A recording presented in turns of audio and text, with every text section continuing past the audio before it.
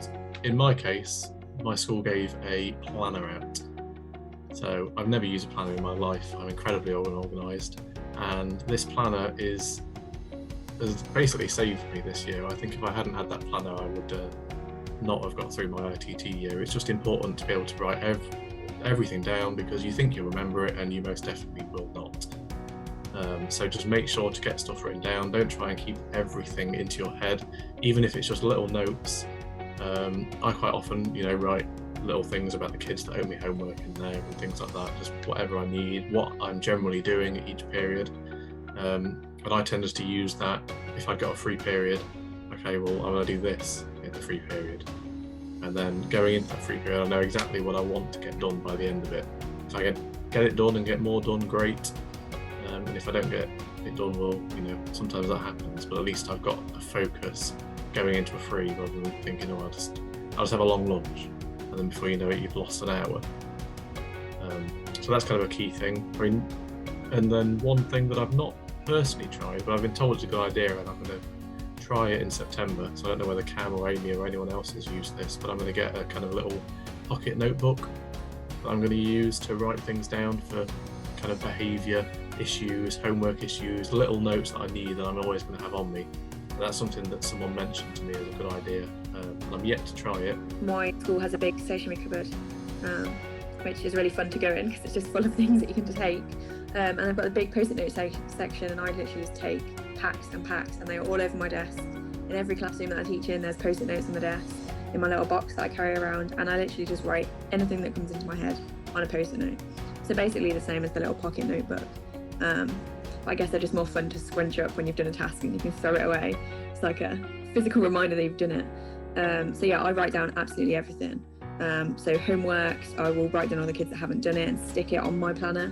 So then I've got it and I can move it to the next week, like to the next lesson. So it kind of follows them through. And when I get little tasks, so when it comes to like, you've got this test to mark for this group, but you've also got this test. So then you prioritise which year group's most important, and if you've got like some reports to write, you write it all down. Any notes, if we had a lot of shared classes this year from COVID, so I would write down like which modules I was teaching, which like lessons the other teacher was on, just literally all of my notes are just on post-it notes all over my desk. So that's what I'd use for my organisation. And then also making sure you actually like reply and read emails. Which I'm actually still quite bad at, but I'm trying to get better. So I come in the morning, set up on my laptop, and then just go through all the emails that you've received, like after you left work or like you didn't have a chance to do the last day. So that you're actually like, I don't open an email until I'm ready to do something with it. So like if I don't have time, I won't read it. Which again can get you in a bit of trouble if there's something really urgent. But a lot of people in our school use the urgent feature, so you shouldn't miss out on too much. But yeah, definitely set aside time where you can respond to everything, and using those little folders that you can make in emails as well. It's a really good tip. So you can have it like your mentor group, like your year 8 set, your year 9 set, whatever. Important things for your department, important school things, training things, just so that your email isn't clogged up, and if you have to find something, it'll be in a good folder somewhere.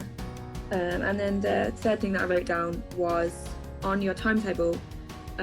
When you're planning what homework you're going to give, also plan what you're going to mark. So I personally have a 2-week timetable, and our marking policy is once every 3 weeks. Obviously it doesn't really work nicely with a 2-week timetable. So I actually choose to mark every other week. So basically every other piece of homework that I give out, I will write something in their books. And that is all on my timetable. So I've chosen a day for everyone's homework, so that none of the marking clashes, which takes a little longer, but it honestly does help so much when you're like, you've just got one set of books, each day you're only going to have one set of books to mark, and then you do get that done. Obviously, if your school might have a different marking policy, you might not even have to mark books, because I know a lot of schools are trending that way, and hopefully in the future we won't have to, as formally as we do now.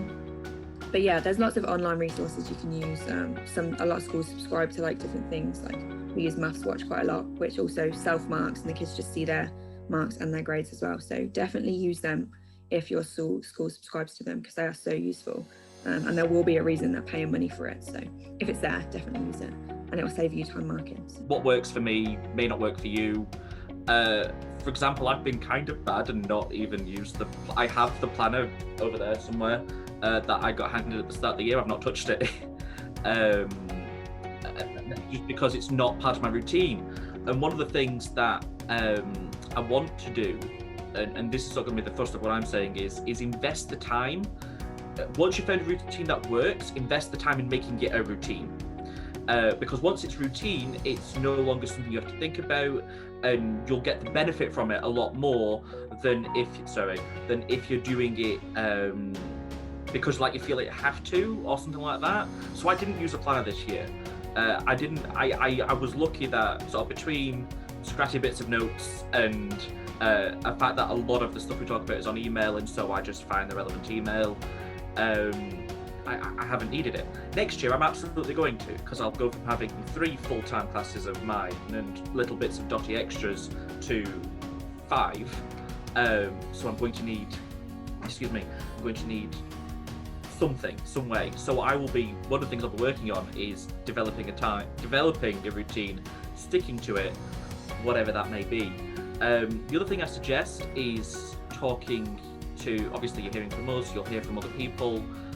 Talk to other people in your school, because they'll be able to give you very specific advice relevant to how your school does things. You know, so as Amy said, where they've got a 3-week homework marking cycle but a 2-week timetable, how do teachers at your school reconcile that? So finding out how they plan time so that they can follow policy is quite important, because for example, we don't mark books, but in return we do more tests than the rest of sort of the school. That's maths' agreement, is we'll do more testing in return for not marking. English hate us. And so how do you plan that in? So talk to the teachers who are at your school and say, well, how do you fit it all in? These are things we've got to do. How do you fit it in?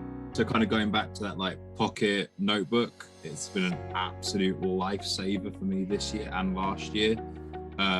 It's really nice in 2 ways. One, for yourself to remind yourself of things, but then also students will often, or at least in my experience, they'll try and get away with things on the assumption that you're going to forget.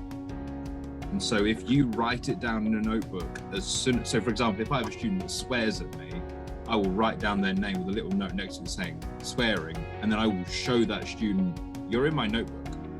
And then like the student then knows he's not going to forget. But then also it works on the positive side of things as well. So I'm a big believer in positive phone calls. So if I have to do a negative phone call for a class, I will try and find any excuse at all to give a positive phone call to the same class. And then to actually then show the children, oh no, you're written down in my notebook with a positive phone call. You're going to get it tonight. And they love that idea. Because then they also know that, oh, he's not going to forget that either. It's nice to know.